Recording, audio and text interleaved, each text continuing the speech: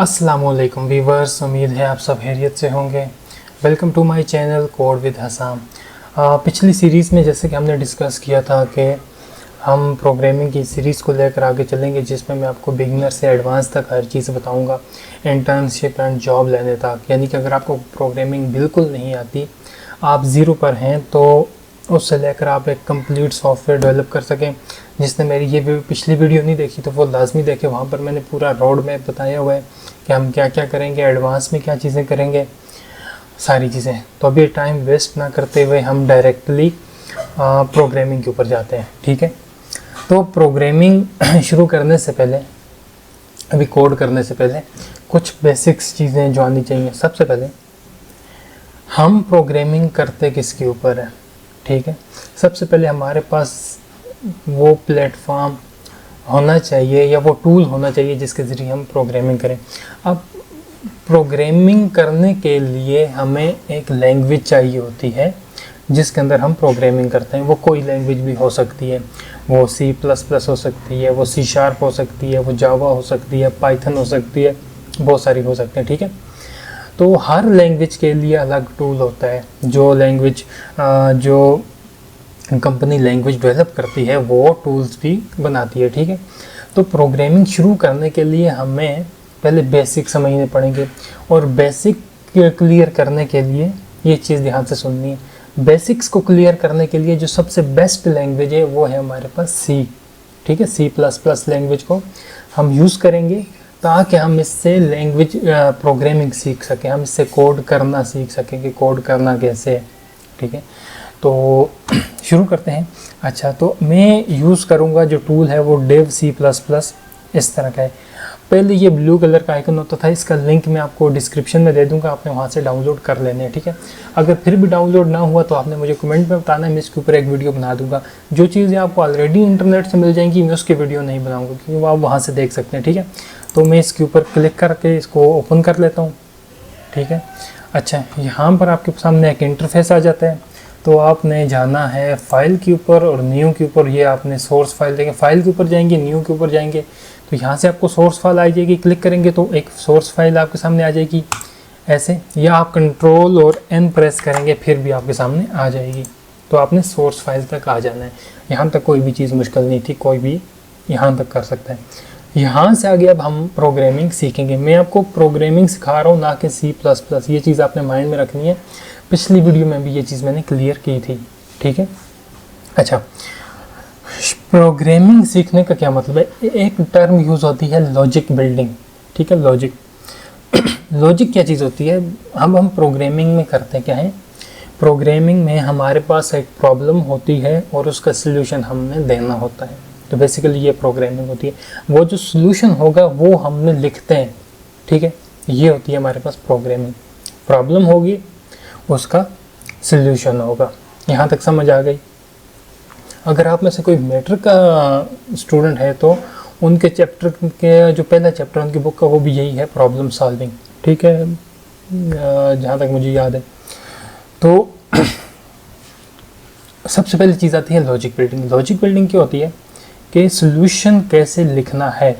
ठीक है, मिसाल के तौर पर अगर 2 नंबर को ऐड करने का प्रोग्राम है तो इसकी लॉजिक क्या है? एक नंबर होगा, दूसरा नंबर होगा, उन दोनों नंबर को हम ऐड करेंगे तो जो सॉल्यूशन आएगा वो हमारा आंसर होगा। तो पीछे लॉजिक क्या है? 2 नंबर को ऐड करने के पीछे नंबर होंगे, उनके बीच में एक अरिथमेटिक ऑपरेटर होगा, तो वो उन दोनों को सम करेगा। तो ये होती है लॉजिक। असल चीज़ अगर आपको लॉजिक बिल्डिंग आ जाती है ना, तो इससे आगे आपकी प्रोग्रामिंग आसान हो जाती है। अब एक चीज़ आपने याद रखनी है, जब आप प्रोफेशनल लेवल पर जाएंगे ना, ये जितनी भी नए सीखने वाले डेवलपर्स हैं, ये चीज़ खास तौर पर वो ज़रूरी सुन लें। जब आप प्रोफेशनल लेवल पर जाते हो तो वहाँ पर आपको कोई ये नहीं कहता कि आप मुझे स्टार प्रिंट करके दिखाओ, टेबल प्रिंट करके दिखाओ। ये मैं बच्चों के लिए बता रहा हूँ। अब जब आप उस लेवल पर जाते हो तो वो जहाँ पर आप जिस कंपनी में जाओगे या सॉफ्टवेयर हाउस में जाओगे इंटरव्यू देने, उनके लिए आप बिल्कुल वैसे ही होगे जैसे मिसाल के तौर पर अभी कोई बच्चा न्यू स्कूल में एडमिशन हुआ है, 2+2 उसके लिए बहुत मुश्किल है। ठीक है, तो सबको पता है इसको 2+2 नहीं आता। लेकिन जब वो बच्चा मैट्रिक में पहुंच जाएगा ना, तो वो आगे किसी स्कूल में या किसी कॉलेज में जाएगा तो उससे कभी किसी टेस्ट में भी 2+2 करने को नहीं कहा जाएगा। उस टाइम सबको ये पता होगा कि ये मैट्रिक में और इसको 2+2 अच्छी तरह से आता है। यही चीज़ होती है जब आप प्रोग्रामिंग करके किसी कंपनी में जाते हैं या किसी भी सॉफ्टवेयर हाउस में जाते हैं, तो उस टाइम आपके ये बेसिक्स क्लियर हुए होते हैं। वहाँ पर उनको पता होता है कि ये इसकी लॉजिक क्लियर है। वो लॉजिक के बारे में आपसे इंटरव्यू में कोई क्वेश्चन नहीं पूछेंगे, ये चीज़ आपने याद रखनी है। वहाँ पर आपसे टेक्नोलॉजीज़ एंड प्रिंसिपल्स और इन चीज़ों के बारे में बात करते हैं। तो वहाँ तक पहुँचने के लिए पहले हम 2+2 करेंगे। पहले हम बेसिक्स सीखेंगे, लैंग्वेज सीखेंगे, लैंग्वेज में करते कैसे, क्या क्या चीज़ें यूज़ होती हैं, वो चीज़ें सीखेंगे। तो यहाँ पर हम जाते हैं। सबसे पहले मैं एक लाइन लिखता हूँ, कोड को रटा कभी नहीं मारना, ठीक है। कोड करते कैसे ये चीज़ समझनी है। मैं यहाँ पर एक लाइन लिखता हूँ,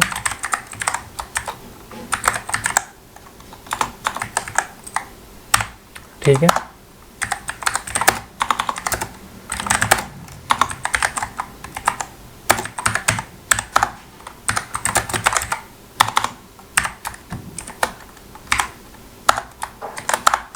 इन चीज़ों, इस कोड से तो आप वाकिफ़ होंगे ही, इतना मुझे पता है। थोड़ा जूम कर लेते हैं ताकि आपको नज़र आ जाए। अच्छा, इस कोड से आप लोग अच्छी तरह से वाकिफ़ होंगे, क्योंकि मोस्टली अगर कोई प्रोग्रामिंग देखने हैं तो बेसिक से हाउ ना होती है। अगर नहीं होती है तो फिर मैं बता देता हूँ। ये C++ का बेसिक स्ट्रक्चर है, ठीक है, जिसमें हमारा पूरे का पूरा कोड एग्जीक्यूट होता है। अब यहाँ पर मैंने लिखा क्या है, सबसे पहले मैंने लिखा है हैश इंक्लूड, उसके अंदर मैंने लिखा है IO स्ट्रीम, ठीक है। फिर मैंने लिखी है ये लाइन। अब इस चीज़ को समझते हैं कि इसका पर्पस क्या है, इसका मतलब क्या है। इनको बेसिकली बोलते हैं हेडर फाइल्स, ठीक है। और ये कुछ हमारे पास लाइब्रेरी फाइल्स होती हैं। जब हम इसको इंस्टॉल करते हैं तो लाइब्रेरी फाइल्स हमारे साथ इंस्टॉल हो जाती हैं। तो लाइब्रेरी फाइल्स बेसिकली करती क्या हैं, यहाँ पर हम जो भी कोड लिखेंगे उसका मतलब होगा इस लाइब्रेरी फाइल के अंदर। अब इस चीज़ को समझना है कि मैं बोल क्या रहा हूँ, बहुत आसान है। देखें, एक एग्जांपल जो मैं अपने स्टूडेंट्स को हमेशा देता हूँ वो ये है कि लेट्स सपोज कि अगर मैं किसी को बोलता हूँ कि जाओ मेरे लिए पानी लेकर आओ, अब वो क्या करेगा, वो अपनी जगह से उठेगा, वो दरवाजे के पास जाएगा, खोलेगा, वो उस जगह पर जाएगा जहाँ पर वो पानी है। अगर वहाँ पर 100 तरह के बर्तन पड़े हों वो उसमें से ग्लास ही उठाएगा, एक ख़ास लेवल तक पानी भरेगा, फिर वापस आएगा मेरे पास और मुझे देगा। अब क्या हुआ, मैंने तो उसे सिर्फ एक लाइन बोली थी कि जाओ मुझे पानी ला कर दो। इसके अलावा मैंने उसे कोई बाकी के स्टेप्स नहीं बोले थे कि कैसे जाना है, कहाँ जाना है, किस में लाना है। वो स्टेप उसने कैसे किए, क्योंकि पानी लाने की जो प्रोग्रामिंग है वो उसके माइंड में ऑलरेडी इंस्टॉल्ड है कि जब पानी लाने की कमांड मिले तो कौन सी सेट ऑफ इंस्ट्रक्शंस को एग्जीक्यूट करना है, ठीक है। तो बेसिकली यही चीज़ प्रोग्रामिंग होती है, ठीक है। हम कमांड देते हैं और उस कमांड के अगेंस्ट कोई ना कोई पीछे इंस्ट्रक्शन का सेट एग्जीक्यूट होता है, ठीक है। अब कमांड क्या है, अब मैं कंप्यूटर को कमांड देता हूँ। क्या कमांड देता हूँ, मैं इसको कमांड देता हूँ कि डिस्प्ले कर दो, क्या चीज़ डिस्प्ले कर दो। मैंने इसे कमांड दी कि डिस्प्ले करो, क्या चीज़ डिस्प्ले करनी है। यहाँ पर मैं लिख लेता हूँ हेलो वर्ल्ड, यह चीज़ डिस्प्ले कर दो। लाइब्रेरी फाइल क्या करेगी, लाइब्रेरी जब ये कंट्रोल, जब हम इसको रन करते हैं, प्रोग्राम जब एग्जीक्यूट होता है तो सबसे पहले हमारे कंट्रोल होते हैं। कंट्रोल आप समझ लें कि एक आदमी होता है, इसको इमेजिन कर लें। जितनी भी प्रोग्रामिंग है ये आपको इमेजिनेशन से ही आएगी। इमेजिन कर लें कि एक आदमी है, वो सबसे पहले आएगा और इस इंटरेस्ट के अंदर आएगा। ये जो मेन होती है ना, ये आपके प्रोग्राम का एंट्री पॉइंट होता है, ये चीज़ याद रखनी है, ठीक है। वो यहाँ से इंटर होगा और इस पूरी लाइन को रीड करेगा। अब उसने रीड कर लिया, अभी तक उसको कुछ पता नहीं है मैंने क्या करना है। वो फ़ौरन जाएगा इस लाइब्रेरी फाइल के अंदर और ढूंढेगा कि मुझे जो कमांड मिली है इसका क्या मतलब है। लाइब्रेरी फाइल उसे बताएगी कि इस कमांड का मतलब है कि ये जो अंदर लिखा हुआ है इसको स्क्रीन के ऊपर डिस्प्ले करो। ओके, तो रन करते हैं। अच्छा, अब दूसरी चीज़, क्योंकि ये हमारा पहला प्रोग्राम है, जब भी आप कोई भी प्रोग्राम बनाते हो तो उसमें दो चीज़ें होती हैं। पहले आप उसको सेव करोगे, मैं इसको सेव कर लेता हूँ फर्स्ट प्रोग्राम से। ये मैंने इसको फर्स्ट प्रोग्राम से सेव कर लिया, मेरा प्रोग्राम सेव है। अच्छा, सेव होने के बाद दो चीज़ें होती हैं। आपका प्रोग्राम कंपाइल होता है, जब कंपाइल हो रहा होता है तो उसमें देखता है कि इसमें कोई किसी किस्म का एरर तो नहीं है। जब एरर क्लियर हो जाते हैं तब आपकी, अगर उसमें कोई एरर ना हो तो वो क्या करता है, एग्जीक्यूट करता है। हमारे प्रोग्राम में कोई एरर नहीं था तो उसने ये डिस्प्ले कर दिया हेलो वर्ल्ड। ठीक है, अब मैं आपको एक चीज़ बताता हूँ। अब देखें, मैं कर देता हूँ इसको गलत, सी आउट का मतलब तो इस लाइब्रेरी फाइल के अंदर था पर इसका नहीं है। अब इसको रन करते हैं। अच्छा, इसके ऊपर क्या लिखा हुआ है, मैं इस आइकन के ऊपर करता हूँ कंपाइल एंड रन। ठीक है, ये पहले कंपाइल करेगा फिर रन करेगा। अगर इसके ऊपर करूँ तो ये सिर्फ कंपाइल करता है। अब मैं कंपाइल के ऊपर मैं इसको दोबारा इसको क्लिक करता हूँ। ठीक है, मुझे क्या कहता है कि यहाँ पर एरर है। क्या कहता है कि COT was not declared in the scope. कहते हैं कि ये जो चीज़ है ये मेरी मेमोरी में नहीं है। ये क्या चीज़ है, मैं इसको नहीं समझ पा रहा। तो ये क्या हुआ, इसने इसको रीड किया, इस लाइब्रेरी फाइल में गया, इसको मतलब नहीं मिला तो इसने एरर दे दिया। ठीक है, अब मैं सी आउट कर देता हूँ। अच्छा, तो ये चीज़ हो गई, रन हो गया। दूसरी चीज़, अच्छा लेट्स सपोज कि मैं लाइब्रेरी फाइल कोई गलत डाल देता हूँ, या मैं यहाँ पर कर देता हूँ एक कोड यूज़ कर देता हूँ गेट कैरेक्टर। ठीक है, ये जो कमांड होती है कि बेसिकली स्क्रीन के ऊपर होल्ड करके रखती है जब तक हम कोई की एंटर नहीं करते हैं। अब इसको रन करते हैं। क्या हुआ, लाइब्रेरी फाइल तो हमारे पास मौजूद है, फिर भी एरर आया। क्यों आया, वही एरर आ रहा है, get CH was not declared in the scope. कह रहे हैं कि गेट CH की जो कमांड लेटर की है ये भी मेरे पास नहीं है जबकि लाइब्रेरी फाइल हमने डाली है। तो इसका मतलब क्या है कि जो लाइब्रेरी फाइल हमने यहाँ पर इंक्लूड की हुई है वो लाइब्रेरी फाइल में इसका मतलब नहीं है। तो कहने का पर्पज़ क्या है कि हमने यहाँ पर वो लाइब्रेरी फाइल देनी है जिसमें इसका मतलब है, वो आई थिंक है कोनियो में डाटा, जैसे सी की लाइब्रेरी है। अच्छा, या हो सकती है वो इन दो में से किसी एक में होगी, पहले शायद इसी में हो। रन करके चेक करते हैं। हाँ, इसी में है। तो हेलो वर्ल्ड आ गया, उसके बाद गेट CH पे रुका हुआ, तो मैं कोई भी की एंटर की तो ये चल गया। मतलब क्या कहने का कि इस चीज़ की आपको समझ आ गई होगी कि इनका मतलब क्या होता है। अब C++ में ये इनका क्या काम है कि जो भी कमांड इसको मिलती है उस कमांड की डेफिनेशन इन लाइब्रेरी फाइल्स में, हर लैंग्वेज में यही होता है, चाहे वो जावा हो चाहे वो C# हो। ठीक है, वहाँ पर हम इनको मॉड्यूल कहते हैं। जैसे पाइथन है तो पाइथन में हमने जो भी काम करवाना हो उसका हमें मॉड्यूल इंस्टॉल करना पड़ता है, बिल्कुल उसी तरह जिस तरह के हमने यहाँ पर लाइब्रेरी फाइल इंक्लूड की है। पाइथन में जाएंगे, लेट्स सपोज के पाइथन में आपने जाना है, आप एक बनाते हो जी हमने QR कोड जनरेट करना है, ये सारे हम करेंगे आगे। ठीक है, कि QR कोड हमने पाइथन में जनरेट करना है, तो आपको QR कोड का जो मॉड्यूल है वो इंस्टॉल करना पड़ेगा। फिर उसको हम कमांड देते हैं, ये स्ट्रिंग है, इसको QR कोड में कन्वर्ट करके इमेज बना दो, तो इमेज बना के वो कोड हमें दे देते हैं। या इसके अलावा अगर आपने कोई इमेजेस का साइज़ चेंज करना है तो आपने इमेज की मॉड्यूल आपने उसमें इंस्टॉल करना पड़ेगा। तो काम उनका भी वही होगा। ठीक है, लाइब्रेरी फाइल्स रिलेटेड कमांड्स को कैरी कर, रिलेटेड कमांड्स की डेफिनेशन को कैरी करती हैं।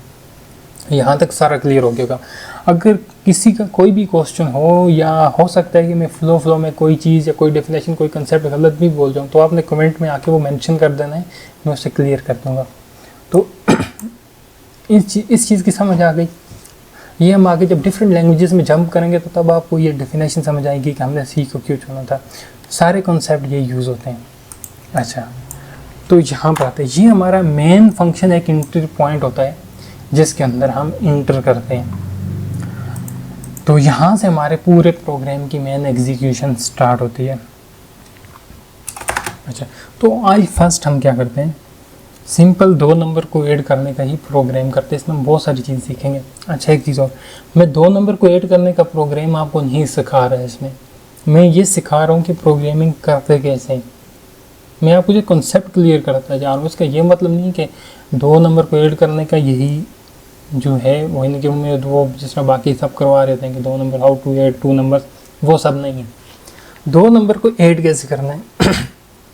अच्छा, अब यहाँ पर हम जो दूसरा कॉन्सेप्ट सीखेंगे वो होता है वेरिएबल का कॉन्सेप्ट। मुझे प्रोग्रामिंग जब मैंने सीखनी शुरू की थी तो मुझे कॉन्सेप्ट प्रोग्रामिंग के समझ आए थे जब मैंने इन वेरिएबल्स को समझा था। तो अगर आप वेरिएबल्स को समझ लें तो आपका आधा काम यहीं पर आसान हो जाएगा। वेरिएबल्स क्या होते हैं, वो मेमोरी लोकेशंस जिसके अंदर टेम्परेरी हमारा डेटा स्टोर होता है, जिनके अंदर डाटा स्टोर करते हैं हम, उसके अंदर अगर वो डाटा जिसमें चेंजेबल हो सके लोकेशंस होती हैं। ठीक है, ओके। तो वेरिएबल को हम अभी क्रिएट करके देखते हैं। ठीक है, वेरिएबल क्या होते हैं ये समझ लें कि एक कंटेनर होता है, इसको हम वेरिएबल्स को हम आगे मज़ीद डिटेल में भी देखेंगे। अच्छा, मैं एक वेरिएबल बनाता हूँ इंट ए। वेरिएबल्स क्या होते हैं हमारे पास, अच्छा पहले हम यहाँ से देखते हैं। मैंने इसको कहा कि मेमोरी के अंदर एक जगह बनाओ, एक मिनट, यहाँ से हम समझते हैं इसको। क्या हुआ, मैंने कहा कि इसको कि मेमोरी के अंदर हमारे पास रैम होती है ना, सिस्टम में बहुत सारी मेमोरी होती है हमारे पास, इस पूरी मेमोरी के अंदर एक जगह बनाओ, उस जगह का नाम रखना है ए। ठीक है, वैसे मैंने राइटिंग पैड के बारे में पता किया था, मुझे मिला नहीं है, वो मैं कोशिश करूँगा अगर वो मिल जाए तो उसके ऊपर ये ड्राइंग आसानी से हो जाएगी। तो मेमोरी का नाम क्या रखना है, ए। और इसमें मैं जिस टाइप का डेटा रखूँगा वो कोई ना कोई इंटीजर नंबर ही होगा, इसके अलावा कुछ नहीं होगा। मैं कोई ना कोई इंटीजर नंबर ही लाजमी तौर पर इसमें सेव करूँगा। ठीक है, तो ये जो पूरा प्रोसेस है इसको बोलते हैं वेरिएबल। ये पूरा ये समझ लें कि ये मैंने वेरिएबल क्रिएट किया है। ठीक है, वेरिएबल की हमें ज़रूरत क्यों पड़ती है, ये चीज़ इंपॉर्टेंट है। वेरिएबल की ज़रूरत हमें पड़ती है, इसके अंदर हमें डेटा रखना पड़ता है। कैसे रखना पड़ता है अभी देखते हैं। इंट है, मैंने 2 नंबर को ऐड करना है। ठीक है, तो अब मैं क्या करता हूँ, मैं ये कहता हूँ कि ये जो मैंने जगह बनाई है इसके अंदर मैं कोई भी नंबर सेव कर देता हूँ 5। ठीक है, अब क्या हुआ, मैंने वेरिएबल बनाया, अब वेरिएबल के अंदर मैंने 5 सेव कर दिया। सेव क्या होता है, अच्छा इसको बोलते हैं हम यहाँ पर असाइनमेंट ऑपरेटर। कौन सा है, ये है असाइनमेंट ऑपरेटर। असाइनमेंट ऑपरेटर क्या करेगा, ये क्या करता है कि राइट साइड वाली जो इस राइट साइड में जो भी चीज़ हो, ठीक है, वो इसको उठाएगा और इसकी लेफ़्ट साइड में जो जगह है उसमें डाल देगा।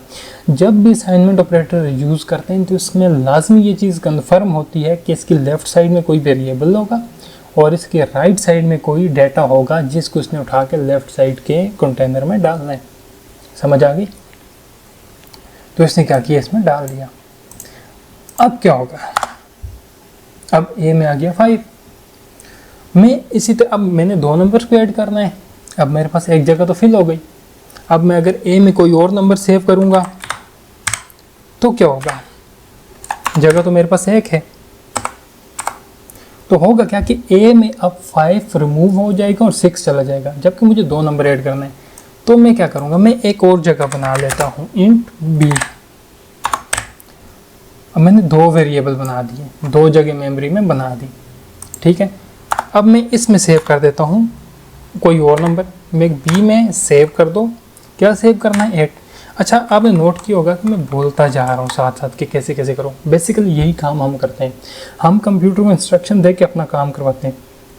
जिस तरह ये हमारा सर्वेंट होता है कोई, तो अब मैंने इसको कहा कि बी में अब 8 सेव कर दो, हो गया। अच्छा, तो अब मैं क्या चाहता हूँ, मैं ये चाहता हूँ कि इन दोनों का रिजल्ट सम हो जाए, यानी कि ए और बी में जो नंबर मैंने रखे हुए हैं वो दोनों क्या हो जाएं, ऐड हो जाएं। अब मैं इनको ऐड कर देता हूँ, ए प्लस बी, ऐड तो कर देगा। कहेगा भाई ठीक है मैंने ऐड कर दिया, पर रिजल्ट का करूँगा क्या। तो फिर मैं से कहता हूँ तो कि मेरे इस रिजल्ट को भी किसी जगह पर सेव कर दो। कहाँ सेव कर दो, वेरिएबल तो 2 ही बने हुए हैं, तो मैं एक और वेरिएबल क्रिएट कर देता हूँ इंट सी। सी, और इसमें मैं कर देता हूँ सी। अब आपको यहाँ पर असाइनमेंट ऑपरेटर की सही समझ आएगी। देखो असाइनमेंट ऑपरेटर, इसका तो आपको पता चल गया ना। असाइनमेंट ऑपरेटर क्या होता है, ये वो ऑपरेटर है जो कि अपनी राइट साइड में जो भी चीज़ है वो इसे पता है कोई ना कोई डाटा है, इस यहाँ से इस डाटा को उठाना है और यहाँ डालना है। अब वो क्या डालेगा, अब 2 चीज़ों के बीच जब कोई अरिथमेटिक ऑपरेटर आता है तो वो क्या करता है, पहले ऑपरेशन परफॉर्म करेगा, जब इन दोनों का कोई एक रिज़ल्ट बनेगा वो रिज़ल्ट आ जाएगा इसमें। अच्छा, अब मैं ये अब यूज़ करता हूँ, इसके बारे में बता देता हूँ। ये होता है टर्मिनेटर। जिस तरह उर्दू में हम डैश और इंग्लिश में फुल स्टॉप डालते हैं, इसका मतलब है कमांड ख़त्म हो गई है, इससे पीछे एक कमांड कंप्लीट हो गई है। तो इस टर्मिनेटर का मतलब होता है ये कि मेरी कमांड कंप्लीट हो गई है, यहाँ पर हम इसको टर्मिनेटर बोलेंगे। ठीक है, तो क्या हो गया कि a + b को सेव करो और c में डाल दो। समझ आ गई? ये सारे प्रोसेस हम पूरी प्रोग्रामिंग, बड़े बड़े सॉफ्टवेयर हम इन्हीं चीज़ों से ऐसे ही बनाते हैं। ठीक है, बहुत आसान है, कोई मुश्किल नहीं है। तो अब क्या हो गया, हमारा रिज़ल्ट सी में चला गया। अब हमने ये रिज़ल्ट डिस्प्ले करना है, तो C++ में डिस्प्ले करने की कमांड है वो क्या है, सी आउट। ये कमांड है। ठीक है, ये कमांड कैसे काम करती है? ये कमांड ऐसे काम करती है, अगर तो इसके बीच में आप डालोगे डबल कोट्स, तो जो इसके अंदर लिखोगे वही चीज़ डिस्प्ले होगी। इसके अलावा कोई चीज़ लिखोगे तो वो ये समझेगा कि ये कोई ना कोई कंटेनर है, कोई जगह बनी हुई है मेमोरी में, तो मैंने इसमें से उठा के डेटा को डिस्प्ले करना है। अब इसको रन करके देखते हैं। ठीक है, मैं रन करके देखता हूँ क्या हुआ। हमारे पास क्या आ गया, 13 कैसे आया? अच्छा मैं देखता हूँ, अगर ये जूम हो जाए मैक्सिमम, नहीं एडिट में जाते हैं, नहीं प्रॉपर्टीज़ में शायद होगा, हाँ फ़ॉन्ट साइज़ में इसका फ़ॉन्ट साइज़ बड़ा कर देता हूँ, 28 कर दूँ, 72 तो बहुत बड़ा हो जाएगा, 24 कर देते हैं, 13 नज़र है, 13। ठीक है, ये है। तो अब इसको ज़रा एनालाइज करते हैं। मैंने कंटेनर्स बनाए, ठीक है, उनमें वैल्यूज़ डाली, ऑपरेशन परफॉर्म किया और उसको डिस्प्ले कर दिया। अब ज़रूरी नहीं कि ये आप यहीं करें, आप वेरिएबल को यहाँ से उठा के एक साथ भी बना सकते हैं, लेकिन शर्त ये है कि जहाँ पर कंटेनर बना हो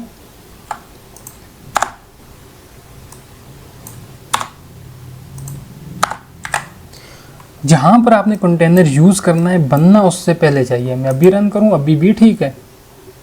ठीक है, अब मैं क्या करता हूँ, मैं ए को या बल्कि बी को उठाता हूँ और बी के बाद बना लेता हूँ। क्या अब ये कोड चलेगा मेरा? पहले इसको ड्राई रन करते हैं। ड्राई रन करना बहुत ज़रूरी है। अगर आपको ड्राई रन आ गया तो बहुत सारा काम आसान हो जाएगा। पहले आएगा ये कंटेनर मेमोरी में बना देगा, बन जाएगा, फिर आएगा सी का कंटेनर भी बना देगा। अब इसको एग्जीक्यूट करेगा, ए में सेव कर देगा, ए का कंटेनर बना हुआ है, ए में जाके सेव कर देगा। अब जहाँ पर आएगा बी में 8 को सेव करेगा। क्या बी का कंटेनर अभी तक बन चुका है? नहीं बन चुका। क्यों? वो तो इसके बाद बनेगा। याद रखिएगा, जब भी कंट्रोल रीड करते हैं तो वो ऊपर से नीचे जाता है, वो रैंडमली सारे कोड को नहीं एक दफ़ा एग्जीक्यूट करता। पहली लाइन को करेगा, वो उसका काम हो जाएगा, फिर दूसरे पे जाएगा, फिर तीसरे पे। तो अभी यहाँ पर इसको देना चाहिए एरर। क्या एरर देना चाहिए? B was not declare in the scope. कहता है कि जो बी टाइप का कंटेनर है ये तो बना ही नहीं हुआ, इसको तो नहीं पता आगे हमने बनाया या नहीं बनाया। तो मैं इसको उठा के इसके पीछे रख देता हूँ, बस इसके पीछे होना चाहिए। तो अब रन करते हैं, ये चीज़ अब ठीक रन हो गया। इसी तरह सी, अगर मैं सी की जगह पर कुछ और कर दूँ तो क्या अब ये चलेगा? नहीं। क्यों? अब इसके ऊपर एरर दे रहा है कि ये क्या है, ये कोई जगह होनी चाहिए जिसके अंदर से मैंने उठा के डिस्प्ले करना है, लेकिन ये तो जगह है ही नहीं, तो ये एरर दे रहा है। अगर इसकी जगह पर मैं कर देता हूँ ए, तो अब मुझे क्या शो होगा? अब मुझे लाजमी तौर पर जो चीज़ ए में है वो शो होनी चाहिए। अब देखें, मुझे वो शो हो गया। तो अभी बेसिक्स के लिए इतना ठीक है, अगर वीडियो बहुत लंबी होती जा रही है। तो अब देखें, मैंने आपको 2 नंबर को ऐड करने का प्रोग्राम नहीं बताया। मैंने आपको क्या बताया कि वेरिएबल कैसे क्रिएट होता है। आप पाइथन में जाएंगे, वेरिएबल का यही मतलब होगा, वेरिएबल इसी पर्पज़ के लिए यूज़ होगा। C# में जाएंगे, जावा में जाएंगे, PHP में जाएंगे, कोई भी प्रोग्रामिंग लैंग्वेज, चाहे एंड्रॉयड की हो, गेमिंग की हो, कुछ भी करेंगे उसमें वेरिएबल का यही कंसेप्ट है। हम प्रोग्रामिंग में वेरिएबल ऐसे ही यूज़ करेंगे और करते हैं। ठीक है, बाकी हम कोड को हम बाद में सीखेंगे। अभी हम जस्ट लॉजिक क्लियर कर रहे हैं। तो अभी इसमें इसकी आपने प्रैक्टिस करनी है और यहाँ तक आपने और चीज़ें करनी है और ऑपरेशन परफॉर्म करने हैं। सही है, तो मिलते हैं नेक्स्ट वीडियो में। खुदा हाफिज़।